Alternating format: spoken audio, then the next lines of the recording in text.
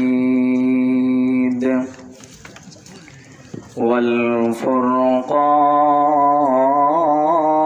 والفرقان الحميد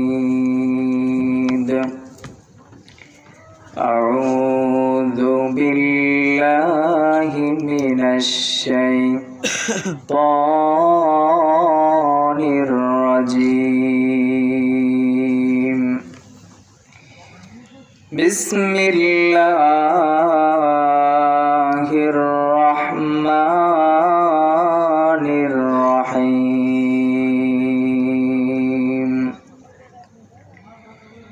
تبارك الذي نزل الفرقان على عبده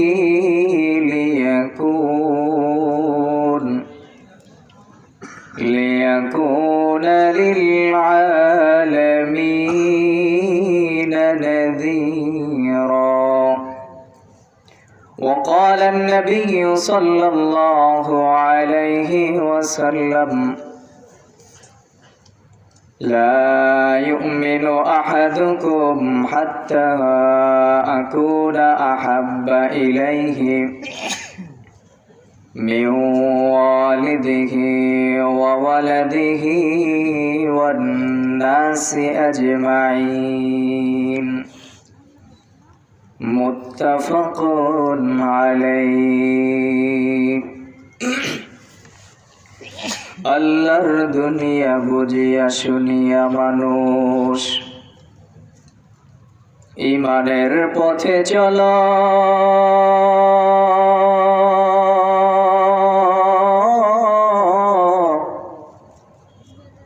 ঈমানদার তুমি, সংগ্রামী তুমি, বজ্র কণ্ঠে বলো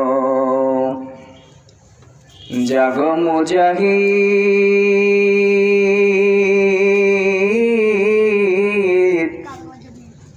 ভেঙে দাও বীর, গাও ইসলামের গান।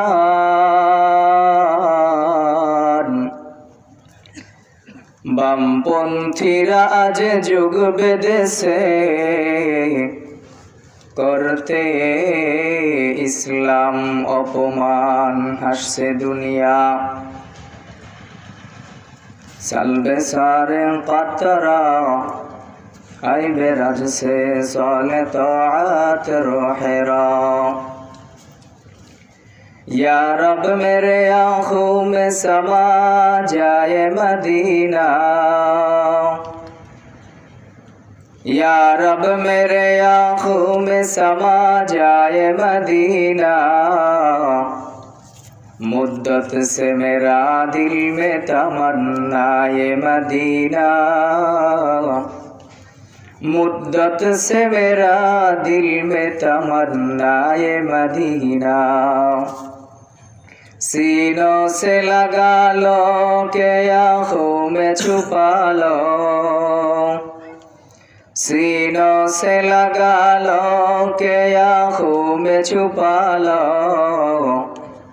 दर खाक में दुनिया ये नजर आए मदीना, दर खाक में दुनिया ये नजर आए मदीना। بلغ العلا بكماله كشف الدجى بجماله حسنت جميع خصاله صلوا عليه وآله شكله محبتের সাথে জিকির করি লা ইলাহা ইল্লাল্লাহ লা ইলাহা ইল্লাল্লাহ লা ইলাহা ইল্লাল্লাহ লা ইলাহা ইল্লাল্লাহ লা ইলাহা ইল্লাল্লাহ লা ইলাহা ইল্লাল্লাহ লা ইলাহা ইল্লাল্লাহ লা ইলাহা ইল্লাল্লাহ লা ইলাহা ইল্লাল্লাহু মুহাম্মাদুর রাসূলুল্লাহ সাল্লাল্লাহু আলাইহি ওয়াসাল্লাম। আলহামদুলিল্লাহ, গাজীপুরা পশ্চিমপাড়া যুব সমাজের উদ্যোগে আয়োজিত আজকের ইসলামী জলসা। আমার পূর্বে অনেক উলামায়ে কেরাম আপনাদেরকে কোরআন ও হাদিস থেকে মূল্যবান নসিহত তাকরীর পেশ করেছেন। শেষ অধিবেশনের প্রধান আকর্ষণের পূর্বে আমি আপনাদের সামনে সংক্ষিপ্ত কিছু আলোচনা করব। ওমা তাওফীক ইল্লা বিল্লাহ। এর পূর্বে আমাদের আজকের ইসলামী জলসার যিনি প্রধান অতিথি জনাব আলহাজ সুন্দর আলী সাহেব, মাননীয় মেয়র, ২৫০০ পৌরসভা এবং দূর দূরান্ত থেকে আগত আমার প্রাণপ্রিয় যুবক ভাইয়েরা, পর্দার অন্তরালের অবস্থানগত শ্রদ্ধেয় মা ও বোনেরা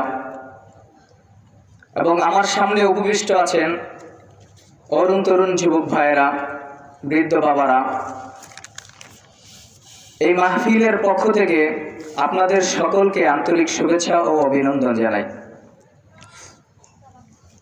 আমি আপনাদের সামনে পবিত্র কালামুল্লাহ শরীফ থেকে একটি আয়াত তেলাওয়াত করেছি, সূরাতুল ফুরকানের ১ম নম্বর আয়াত।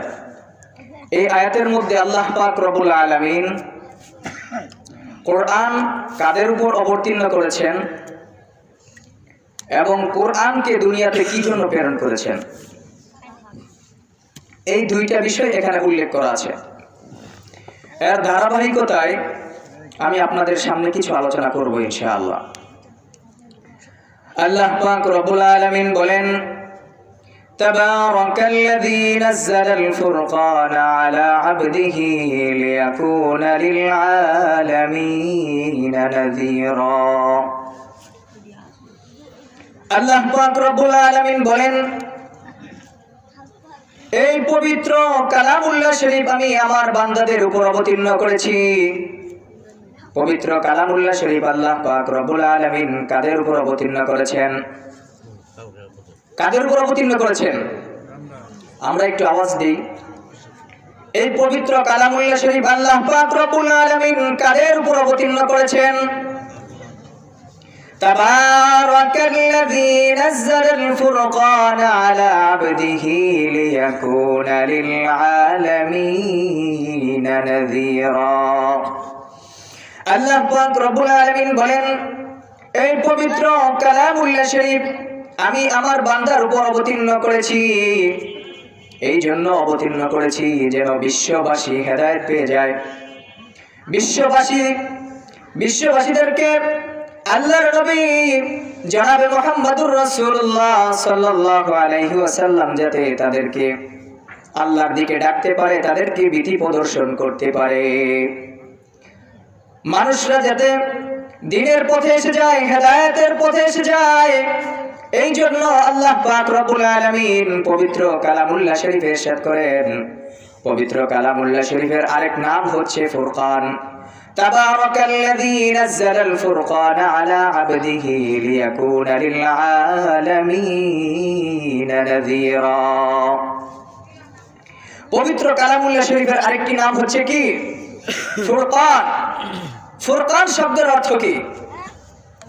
ফুরকান শব্দের অর্থ বিভিন্ন তাফসীরবিদ তাদের তাফসীর গ্রন্থের মধ্যে লিখেন, হক এবং বাতিলের মধ্যে পৃথককারী, হক এবং বাতিলের মধ্যে পৃথককারী, এই তার নাম হচ্ছে পবিত্র কালামুল্লাহ শরীফ, যার ব্যাপারে আল্লাহ পাক রব্বুল আলামিন সূরাতুল ফুরকানের ১ম নম্বর আয়াতে আল্লাহ পাক ইরশাদ করেন, তাবারাকাল্লাযী নাযালাল ফুরকানা আলা আবদিহি লিয়াকুনা লিল আলামিন নাযীরা। এখন আল্লাহ পাক রব্বুল আলামিন হক বাতিল পৃথক করার জন্য যে কোরআন অবতীর্ণ করেছেন, এখন হক কোনটা বাতিল কোনটা সেটা তো আমাদের জানতে হবে। যদি আমরা হক এবং বাতিল সম্পর্কে জানতে পারি তাহলে আমাদের জন্য আমল করতে সহজ হয়ে যাবে। আল্লাহ পাক রব্বুল আলামিন আরেক আয়াতের মধ্যে ইরশাদ করেন, কুলিল্লাহুম্মা মালিকাল মুলকি তুতিল মুলকা মান তাশা ওয়া তানজিউল মুলকা মিম্মান তাশা ওয়া তুইজ্জু মান তাশাউ ওয়া তুযিল্লু মান তাশাউ বিয়াদিকাল খায়র ইন্নাকা আলা কুল্লি শাইইন কাদির। আল্লাহ পাক রব্বুল আলামিন বলেন, এই পৃথিবীর মালিক একমাত্র আল্লাহ পাক রব্বুল আলামিন। এই পৃথিবীর মালিক কে? এই পৃথিবীর মালিক কে? আসমানের মালিক, জমিনের মালিক। এই পৃথিবীর মালিক হচ্ছে আল্লাহ পাক রব্বুল আলামিন। আসমানের মালিক, জমিনের মালিক আল্লাহ পাক রব্বুল আলামিন। একের পর এক মানুষের দুনিয়ার সিস্টেম অনুযায়ী, দুনিয়ার নিজাম অনুযায়ী মানুষের যেই ক্ষমতা পরিবর্তন হয়, সেটার মালিক কে? সেটার মালিক কে? আল্লাহ পাক রব্বুল আলামিন বলেন, কুলিল্লাহুম্মা মালিকাল মুলকি তুতিল মুলকা মান তাশা। এই পৃথিবীর মধ্যে যা কিছু আছে তার সব কিছুর মালিক হচ্ছে আল্লাহ পাক রব্বুল আলামিন। সব কিছুর মালিক হচ্ছে কে? আল্লাহ পাক রব্বুল আলামিন। তারপর অংশে বলেন, ওয়া তুইজ্জু মান তাশাউ ওয়া তুযিল্লু মান তাশাউ বিয়াদিকাল খায়র।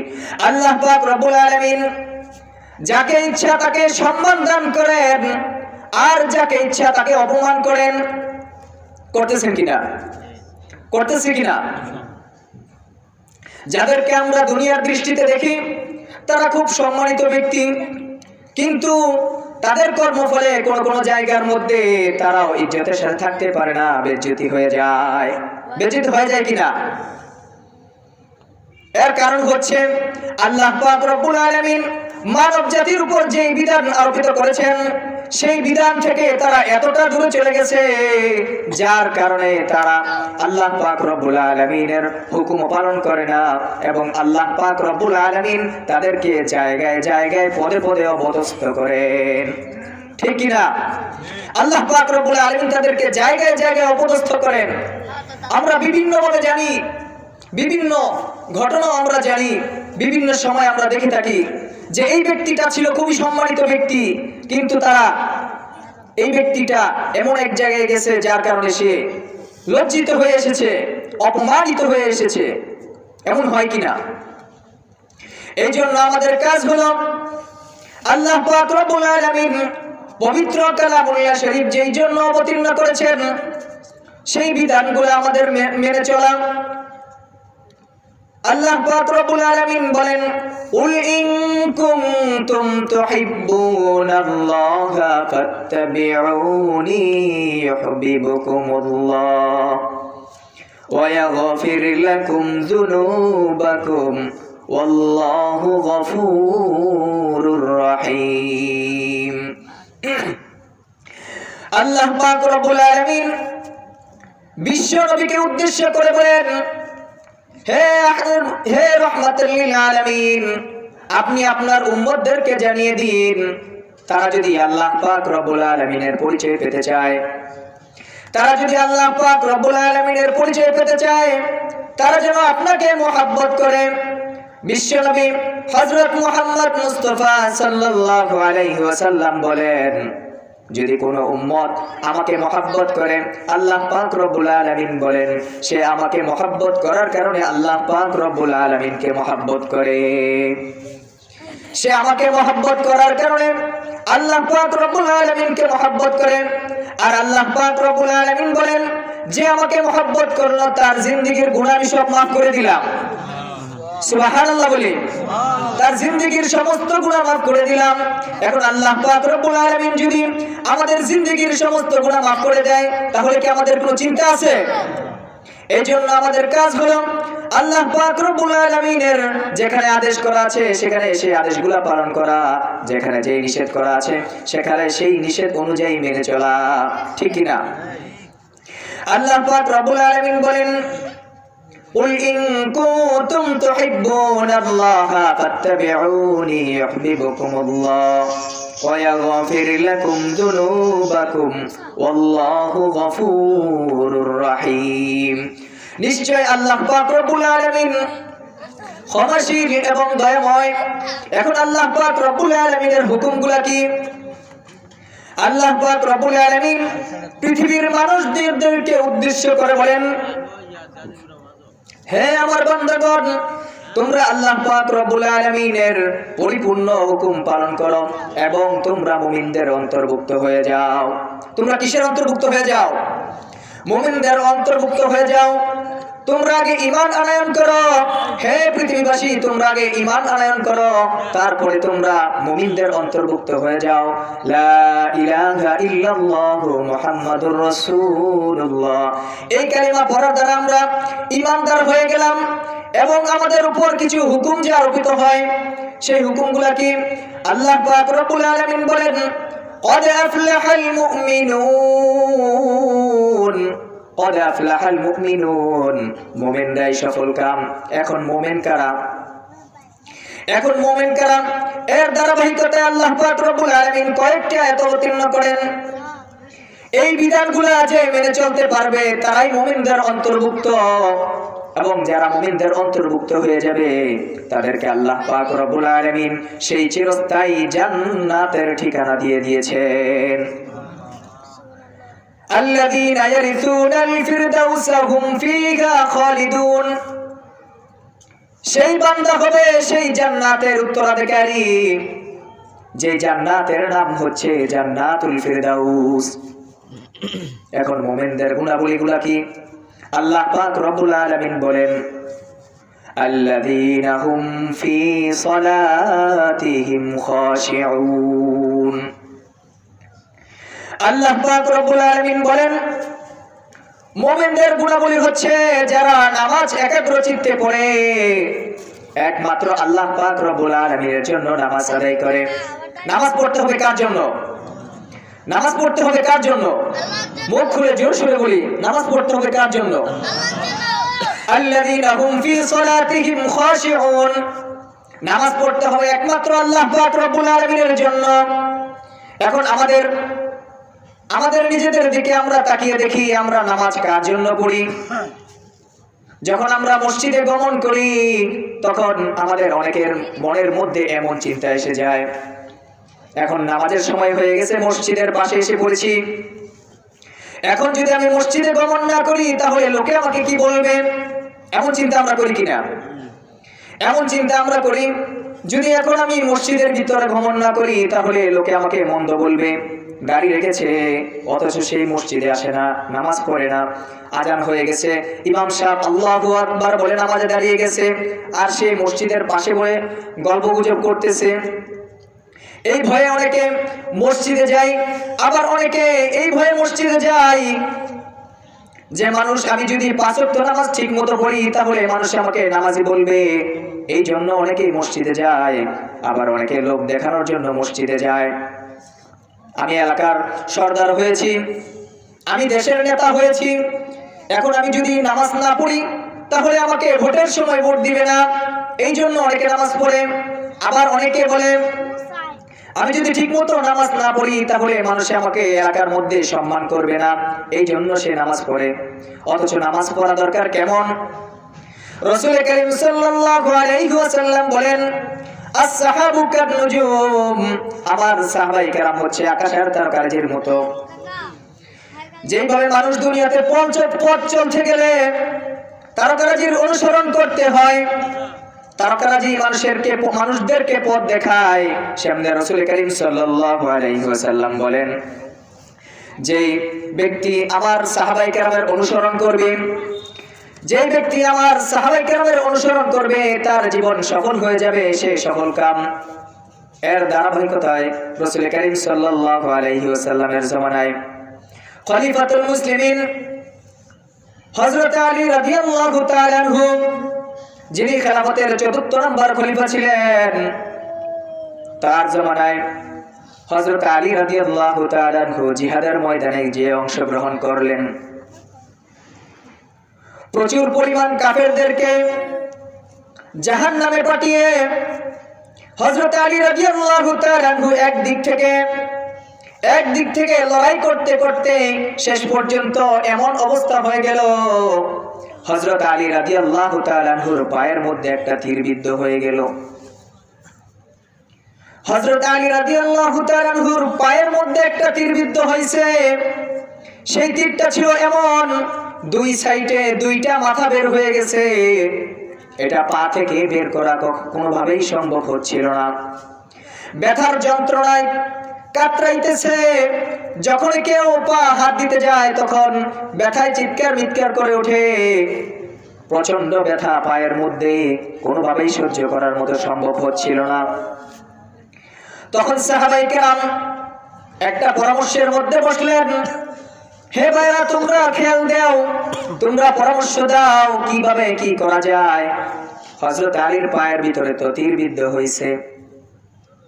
তখন সাহাবায়ে কেরাম আরজ করলেন, হে বন্ধুবর, হে সাথী ভাইজান, তোমরা লক্ষ্য করে দেখো নাই নাকি হযরত আলী যখন নামাজের মধ্যে দাঁড়ায় তখন তোমরা তার পা থেকে তীরটা খুলে নিবা। যখন হযরত আলী নামাজের মধ্যে দাঁড়ায় তখন তোমরা তার পা থেকে তীরটা খুলে নিবা। এমনি ভাবে হযরত আলী রাদিয়াল্লাহু তাআলা আনহু যখন নামাজের মধ্যে দাঁড়ালেন তখন কিছু সংখ্যক সাহাবী গিয়ে তার পা থেকে তীরটা খুলে নিল। নামাজ শেষ করে হযরত আলী রাদিয়াল্লাহু তাআলা আনহু অন্য দিনের তুলনায় আজকে পাটা একটু হালকা হালকা মনে হইতেছে, কারণ একটা তীর বিদ্ধ ছিল। এখন তীরটা যেহেতু নেই, এই জন্য তিনি চিন্তা করলেন যে পায়ের ব্যাপারটা কি, পাটা আজকে একটু হালকা হালকা লাগতেছে, মনে হয় পাট ঘাটা শুকিয়ে গেছে। তখন পায়ের দিকে তাকিয়ে দেখে পায়ের মধ্যে যেই তীরটা বিদ্ধ ছিল সেই তীরটা আর নেই।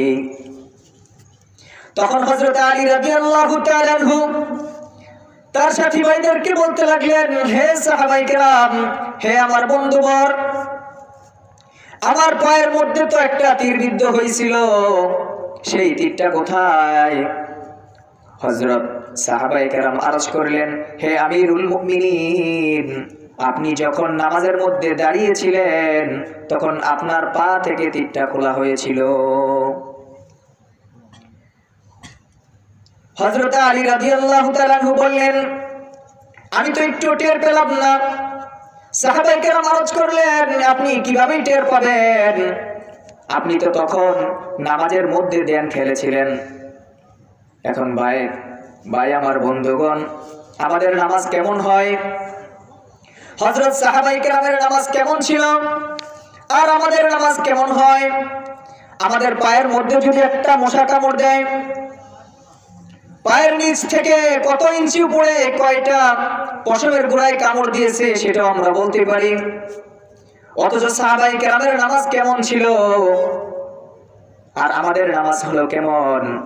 আমরা কেমন ভাবে জীবন যাপন করতেছি? আবার অনেকে বলে থাকে, হুজুর, আমার পরিবারের মধ্যে শান্তি নাই, আমার সমাজের মধ্যে শান্তি নাই, আমি কোথাও গিয়ে শান্তিতে বসবাস করতে পারি না।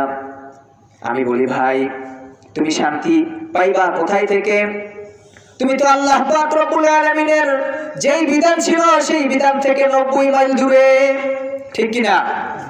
আল্লাহ পাক রব্বুল আলামিনের যেই বিধান ছিল সেই বিধান থেকে তুমি অনেক দূরে, যার কারণে তোমার আল্লাহ পাক রব্বুল আলামিনের হুকুম তুমি পালন করতে পারো না।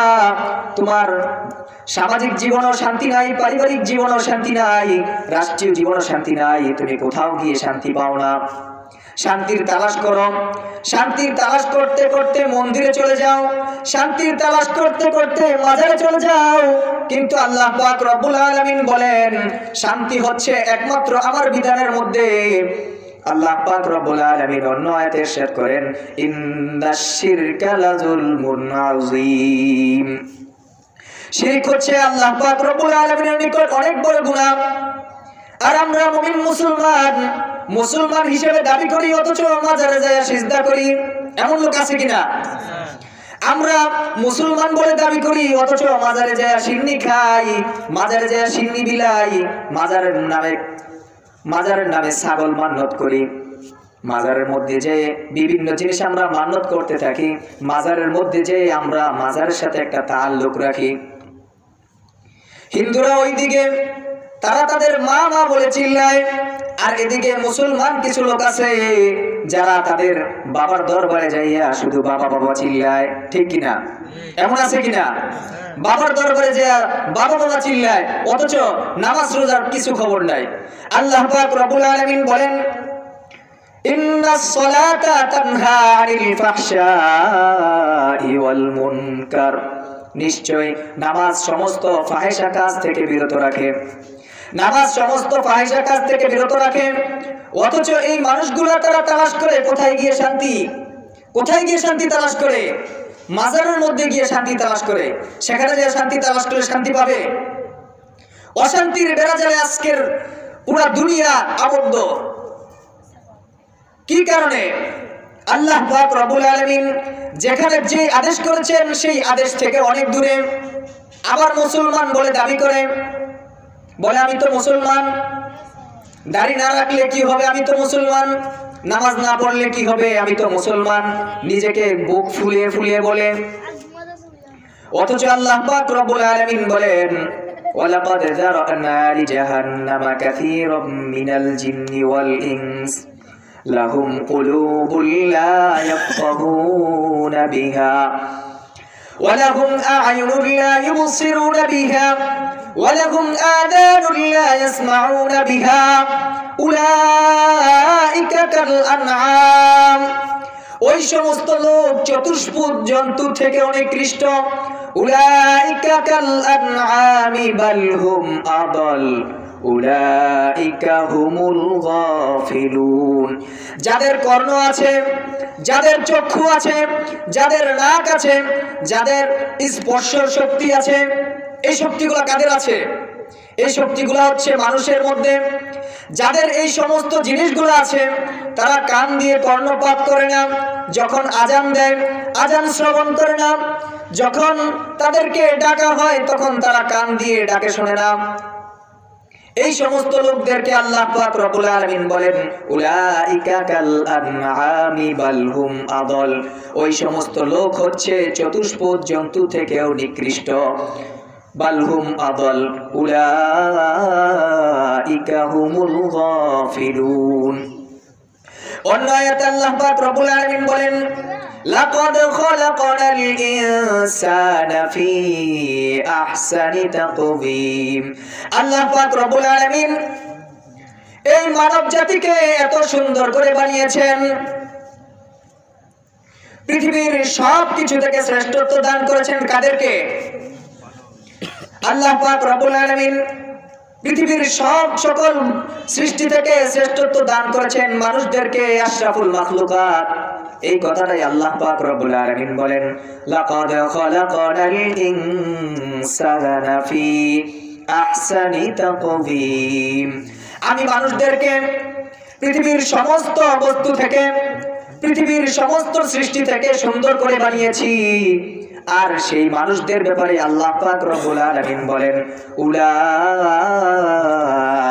কাল আনআমি বাল হুম আদাল উলাইকা হুমুল গাফিলুন। সেই মানুষদের সম্পর্কে আল্লাহ পাক রব্বুল আলামিন বলেন, তারা চতুষ্পদ জন্তু থেকে নিকৃষ্ট। এখন ভাইরা আমার বন্ধুগণ, বুঝতে হবে আল্লাহ পাক রব্বুল আলামিন কেন চতুষ্পদ জন্তুর সাথে আমাদের তুলনা দিয়েছেন। আল্লাহ পাক রব্বুল আলামিন এই জন্য এত নিকৃষ্ট জাতির সাথে আমাদেরকে তুলনা দিয়েছেন। আমরা আল্লাহ পাক রব্বুল আলামিনের বিধান থেকে কত দূরে। যদি আমরা আল্লাহ পাক রব্বুল আলামিনের বিধান পুঙ্খানুপুঙ্খভাবে আদায় করতে পারি, যদি আল্লাহ পাক রব্বুল আলামিন যেই আদেশ করেছেন আমার উপর সেই আদেশ যদি আমি পরিপূর্ণ পালন করতে পারি, আল্লাহ পাক রব্বুল আলামিন বলেন, উলাইকা হুমুল ওয়ারিসুন। ওই সমস্ত লোক হবে ওই জান্নাতের উত্তরাধিকারী, যেই জান্নাতের ওয়াদা আমি তাদেরকে দিয়েছি। আল্লাহ পাক রব্বুল আলামিন বলেন সেই জান্নাতের উত্তরাধিকারী হবে যে জান্নাতের ওয়াদা আমি তাদেরকে দিয়েছি। সেই জান্নাত কোনটি? জান্নাতুল ফিরদাউস। আল্লাযীনা ইয়ারিসুনাল ফিরদাউসা হুম ফীহা খালিদুন। সেই জান্নাতের মধ্যে যারা চিরস্থায়ীভাবে বসবাস করবে, সেখান থেকে কখনো ফিরে আসবে না। সেই জান্নাত থেকে কখনো ফিরে আসার ইচ্ছাও তারা করবে না। সেখানে যখন মানুষ বসবাস করতে থাকবে, তখন মানুষের অন্তরের মধ্যে এমন একটা চিন্তা চলে আসবে যে মনে হয় এই নাজ নিয়ামতের মধ্যে ছিলাম, মনে হয় আল্লাহ পাক রব্বুল আলামিন আমাকে এখান থেকে বের করে দিবেন। কিন্তু আল্লাহ পাক রব্বুল আলামিন বান্দাদেরকে উদ্দেশ্য করে বলবেন, হে আমার বান্দারা, তোমরা চিন্তা করিও না, তোমরা যেই জান্নাতের মধ্যে আছো সেই জান্নাত থেকে তোমাদেরকে কখনো বের করা হবে না। আল্লাহ পাক রব্বুল আলামিন আমাদেরকে জান্নাতুল ফিরদাউসের ওয়াদা দিয়েছেন। সেই জান্নাত কেমন? জান্নাতুল ফিরদাউস হচ্ছে সবচেয়ে উচ্চ মানের জান্নাত। রাসূল করিম সাল্লাল্লাহু আলাইহি ওয়াসাল্লাম সাহাবায়ে কেরামদেরকে বলতেন, হে আমার সাহাবায়ে কেরাম, তোমরা যদি আল্লাহ পাক রব্বুল আলামিনের নিকট কিছু চাও তাহলে জান্নাতুল ফিরদাউস চেও। কারণ হচ্ছে 8টা জান্নাত যে আল্লাহ পাক রব্বুল আলামিন মানব জাতির জন্য সৃষ্টি করেছেন, তার থেকে সর্বোত্তম জান্নাত হচ্ছে জান্নাতুল ফিরদাউস। আল্লাহ পাক রব্বুল আলামিন আমাদের সবাইকে 5 ওয়াক্ত নামাজ ঠিকমতো জামাতের সহিত আদায় করার মতো তৌফিক দান করুন। সকলে বলি আমিন। তারপরে আল্লাহ পাক রব্বুল আলামিনের যেখানে যেই হুকুম, যেখানে যেই আদেশ, যেখানে যেই নিষেধ, সেই হুকুম মোতাবেক আমাদের জীবনকে পরিচালনা করার তৌফিক দান করুন। সকলে বলি আমিন। ওয়া আখিরু দাওয়ানা আনিল হামদুলিল্লাহি রাব্বিল আলামিন। আসসালামু আলাইকুম ওয়া রাহমাতুল্লাহি ওয়া বারাকাতুহু। মাশাআল্লাহ, মাশাআল্লাহ। হযরত খুব অত্যন্ত গুরুত্বপূর্ণ আলোচনা করেছেন।